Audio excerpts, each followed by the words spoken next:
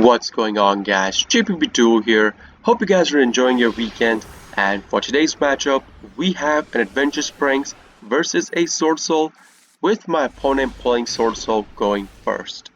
Now, when I went into this game, I was pretty sure my opponent was bricked, as you guys will see the kind of play that my opponent makes. This was the first indication that he's pretty bricked. If he activates the circle, this circle, if he had any other worm-type monsters in his card, would have searched him for a Moye over Taya. Because Moye would have been full combo. Taya has to banish a card, and he would not rather banish the Adara. Adara could have added a card back to his hand for the Longyan part of the combo. So it goes into his Grandmaster, and with this Grandmaster, he ends up searching for a Blackout. Another indication that this guy is extremely bricked. He does not have any worm type cards in his hand. He sets down a card which we all know is a Blackout, and he ends his turn. Now I'm thinking, let's go into our draw phase. I draw into a Thunder Dragon Fusion.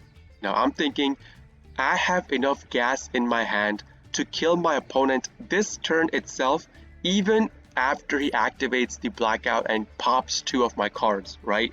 So I activate a Prank's Place. The first thing you ever want to do if you anytime have Prank's Place is activated. If your opponent goes first, they put monsters on field, it serves as a chain blocker, and sometimes it manages to bait your opponent's Ash Blossom as well. So we activate that, and in response, my opponent instantly maxes me.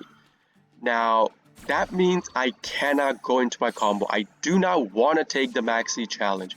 So I'm just going to set down my Roxy's, end my turn, and hope that my opponent does not draw into a combo starter card on his turn. As we all know, he is pretty bricked from turn 1. Now, if you guys are ever playing against Prank Kids, I will give you guys a tip. If you have Maxi in your hand, do not Maxi them on their normal summon of a card, especially now after the ban list. You want to Maxi them on their first graveyard activation once they commit their Meow Moo to the play. Because if they do not have a way to combo extend afterwards on the next turn or bounce the Meow Moo somehow, their combo is dead. They cannot go into their Pranks combo afterwards. Really big tip after the ban. So I end my turn with that. Opponent's turn, he draws a card, just goes straight into battle phase, kills off my Roxy's. I am okay with this. That means I get another turn. He does not set down any cards. He just ends his turn. So I'm thinking nice. Now I draw into Forbidden Droplet. That means I could use my Forbidden Droplet to negate my opponent's Grandmaster negation on my Doodle-Doo Search from going through. Really good card to draw into. We have the Adventure Engine, so that's what I go into first. And lo and behold, I get Maxied again. 2 turns in a row. Perfectly balanced card. Yup, Prank Kid's not busted. Maxi resolves, stops me completely. I cannot go into my combo for this turn either.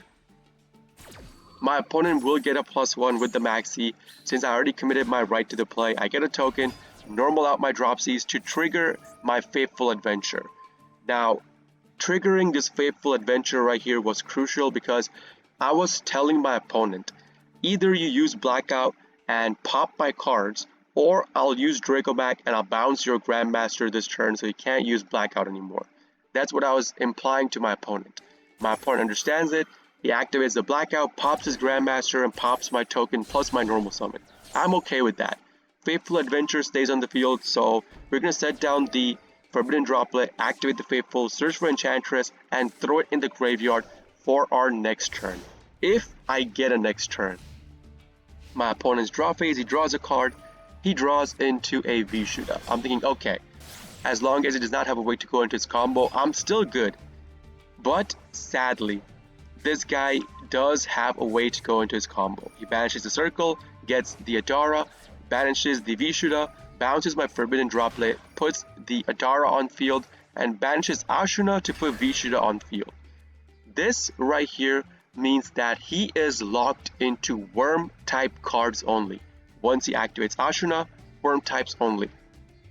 But the problem with this is, now this guy can use these 2 cards, go into Grandmaster. That basically means I am dead this turn. Now, if you guys don't know when I say I'm dead, even though he's logged into worm types, once he gets the Longyan Surge, he's going to banish Adara, add the Ashuna. That means Longyan is activatable. He just has to go into his Sovereign Chen Ying.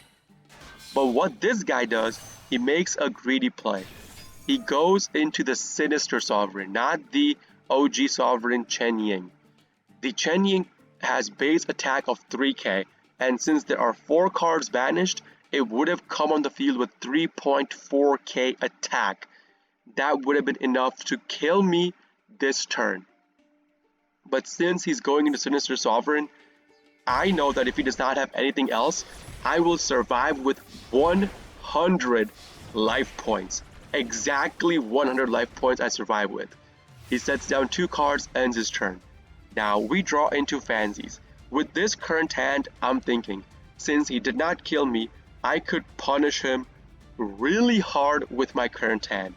The Forbidden Droplet takes care of the negates, and we pop off into our full combo afterwards. I have the Adventure full combo with Omni on the field as well, since we sent an Enchantress to the graveyard on our last turn. So I activate Forbidden Droplet, and the 2 cards I sent are Monster plus my Pranket's Place. Now you guys might be wondering, why send the Pranket's Place? Because you can use the Pranket's Place to chain block and negate or chain block your opponent's Ash Blossom if this card in his hand is indeed an Ash Blossom. Now my response to you for that is that if you guys look at my graveyard, I have a copy of Dropsies and Lampseas in the graveyard. As long as I start my combo by normaling out Fancies, even if he activates Ash and negates my first graveyard, I guarantee have Butler on the field since I have Thunder Dragon Fusion in my hand, right? So I send my copy of Place. Also, once the Forbidden goes through, I know that my Adventure Engine coming on the field will allow me to kill my opponent's field completely. I will be able to get rid of his whole field with the cards I'll put on the field, even if my first graveyard gets negated. That's the reason why I threw away my Pranket's Place over any other cards in my hand or on the field. My Forbidden Droplet resolves. Obviously, I was throwing 1 spell card because I was worried about a crossout designator being on the field. If he had a crossout and this guy was running a Forbidden Droplet, if I did not send a spell card, he could activate the crossout, negate my Forbidden Droplet, which I was worried about as well. So that's the reason for sending a spell card. We banish the Enchantress, get our right from the graveyard, activate right, put a token on the field. Now this again was a check for Max C. If this guy had a 3rd Max C in his hand, at this point I would have taken the Max C challenge. Thankfully he did not have a 3rd Max C at this point in his hand. We activate the Faithful, search for a Griffin, discard the Draco back, and now our Omni plus Bounce are online. Obviously, I am going to utilize my Draco back Bounce as soon as it comes on the field because I was worried about the back row sets. The card I choose to bounce was the one in the middle column, which turned out to be a Call by the Grave. Would have been pretty detrimental for me, but not enough to stop me from comboing. So he activates it and banishes my Dropsies. That means I cannot activate Dropsies from the graveyard this turn. That's okay with me. I could still combo without my Dropsies. We normal our Fancies, go into our combo. Now, again, I was worried about Nib, and this card being an Imperm or a Forbidden Droplet that my opponent could be running, right?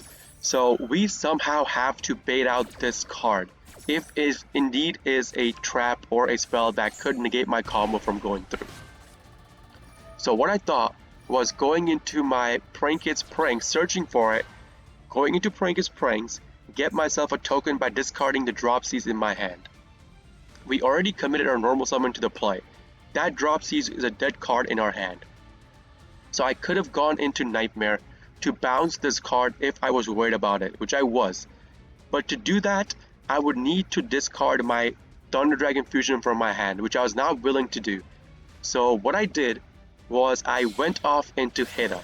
Now this Hida could have activated and yoinked a Longyan, which is a fire type monster, from my opponent's graveyard and put it on my side. Keep in mind, if your opponent has a Sinister Sovereign in the graveyard, you could even yoink the Sinister Sovereign with the Hida and make it your own. But I have been playing against relinquished animas so much, I habitually place all my cards away from the extra monster zone. And this is where it came to bite me in the ass. The Heda can only yoink a card if a monster zone it points to is open, which right now are filled up. So I cannot yoink that card, but that's still okay. We still link off into Selene. Selene will be activated. Like it's a mandatory activation where it gets a spell counters. I'm not activating the effect to put a spellcaster on the field. That's the other activation. That's the activated activation, not the mandatory on summon activation. But sadly, we already utilized our Faithful Adventure Search, and we do not have either Effect Veiler or Enchantress in the graveyard to put it on the field because this card can only target spellcaster monsters and put them in face-up defense. Heda being a spellcaster but can't be put in defense because it is a link monster. So this actually manages to bait out my opponent's imperm that he had on the field. Now this means I go into my butler and I kill my opponent. Now I could still go into access code. It's not like I can't go into access code without committing my Omni. I could go into Thunder Dragon Fusion and using Selene plus Butler, I link off into access code, pop my opponent's card, and go for the game while keeping my Omni on the field. I still had that play. It's not like, my plays are dead. So I activate Thunder Dragon Fusion, and seeing this, my opponent knows he's done. He instantly scoops the game. That's going to be it for today's game, guys. If you guys do enjoy this kind of videos, please consider hitting the like button, subbing to my channel for more daily prank video uploads, and if you guys are interested in the live version of all this, I do live stream on Twitch, twitch.tv/jpbduel. Link along with my schedule and a link to my Discord will be in the video description itself for you guys to check out. This is JPBduel signing out for today. I'll see you all in the next video. Peace!